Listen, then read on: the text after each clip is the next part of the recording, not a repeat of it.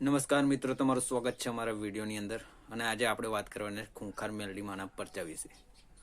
તો કહેવાય છે કે જ્યારે ડૉક્ટર અને વિજ્ઞાન એ બંને હાથ ઊભા કરી દે, કે કહી દે કે ભાઈ હવે અમારા હાથમાં નથી, આ એવી સમયની વાત છે કે જ્યારે વિજ્ઞાન અને ડૉક્ટર બંને હાથ અદ્ધર કરી દે છે, ત્યારથી આપણા દેવોના પરચા અને તેમના દાવાની વાતો ચાલુ થાય છે.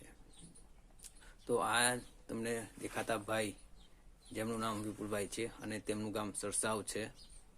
અને આ ભાઈ જે છે એ એમને 2 દીકરીઓ હોય છે અને તેમની જે પત્ની છે તેમને ડૉક્ટરો એમ કહે છે કે આ બેન હવે પછી પ્રેગ્નન્ટ થઈ શકે નહીં. તેમને પુત્રની આશા હતી, પણ પુત્રની આશા તમારી પૂરી થાય નહીં, કારણ કે આ બેનને થાઇરોઇડ હોવાના કારણે તે પ્રેગ્નન્ટ થઈ શકે તેમ નહીં, તેવું ડૉક્ટરોએ જણાવ્યું હતું.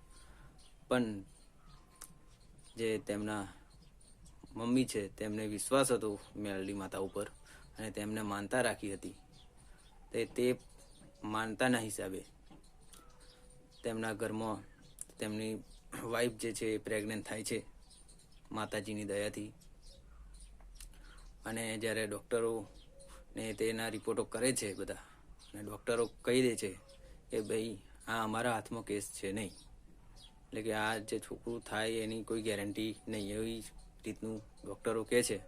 પણ તેમને ખૂંખાર મેલડી માતા ઉપર બહુ વિશ્વાસ હતો અને તેમને મેલડી માતાએ અને મેલડી માતાની મહેરબાની કરી અને ડૉક્ટરના એવા રિપોર્ટો પણ ખોટા પડ્યા જ્યારે તેમના ઘેર એક છોકરાનો જન્મ થાય છે.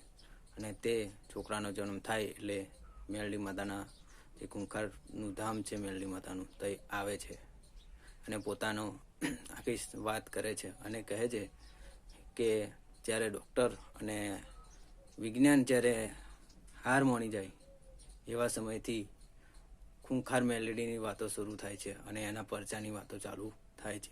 તો દોસ્તો, આ વિડીયો તમને ગમ્યો હોય તો એકવાર વિડીયોને લાઈક કરી દેજો, કોમેન્ટમાં જઈ ખૂંખારમાં મેલડી લખી દેજો અને મારી ચેનલને સબસ્ક્રાઈબ કરી લેજો.